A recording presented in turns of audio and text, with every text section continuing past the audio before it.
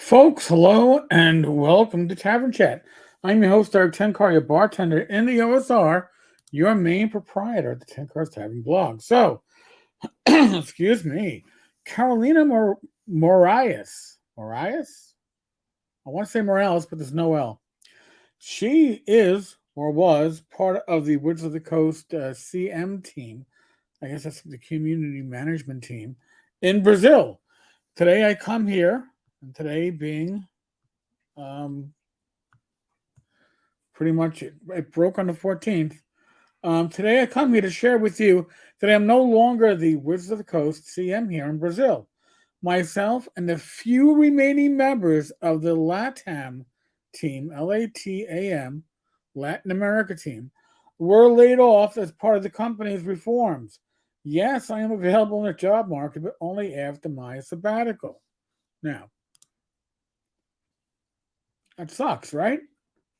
I'll tell you why it sucks even more. Just a quick peek. But in the meantime, there's a link at the bottom of the screen. That's an affiliate link.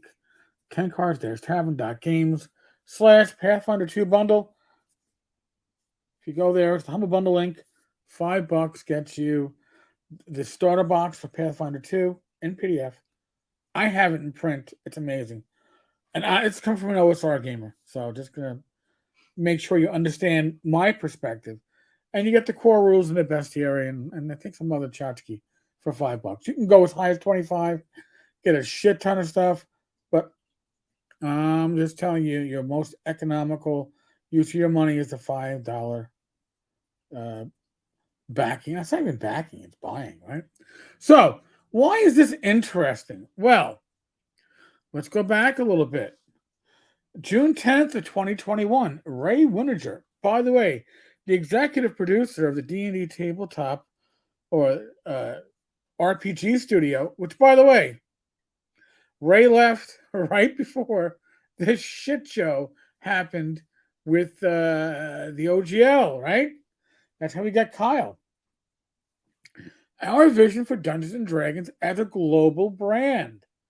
In North America, Dungeons and Dragons is more popular than ever, having racked up 7 years of continuous growth since the launch of the game's 5th edition in 2014.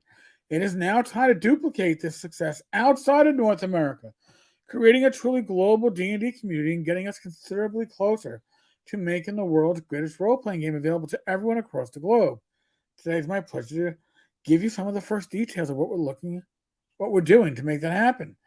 Earlier this year, Wizards of the Coast resumed direct control over localized versions of D&D in French, Italian, German, and Spanish, and started planning new releases for these languages. Other languages may be added later. We're now making the final preparations to launch our own translated D&D products for the first time. Okay, interesting article. This is from D&D Beyond. I will include this in the show notes so you can find it yourself. And they're talking about a roughly quarterly cycle of new releases and yada, yada, yada, yada. And then they hand it over to Dan from the European team and showing you what you're going to get, yada, yada, yada. Okay. Why am I going yada, yada, yada? Because last March 16th, 2022, which is almost exactly 11 months ago, publications of the world's greatest role-playing game will be released with localization for Portuguese, but not just any Portuguese. Wizards of the Coast is excited to publish Dungeons and Dragons in Brazil in 2022 and beyond. It will continue to release localized D&D publications for Brazilian Portuguese and will provide details on product release dates shortly. Starting in the second half of 2022, the launch of core books are confirmed, such as the Player's Handbook, Dungeon Master's Guide, and Monster Manual, and some supplements for the first time in Brazilian Portuguese. In addition, products for beginners, such as the Essentials Kit and a revamped Starter Kit.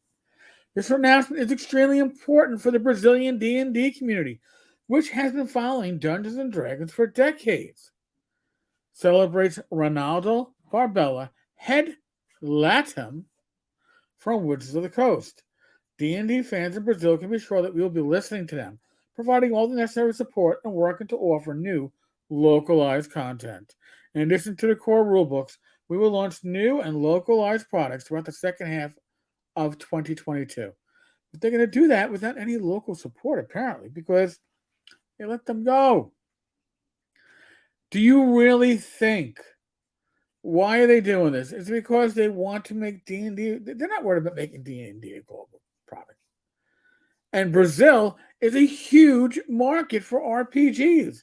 There are a lot of creators in there, but they're mostly OSR and other third party RPGs.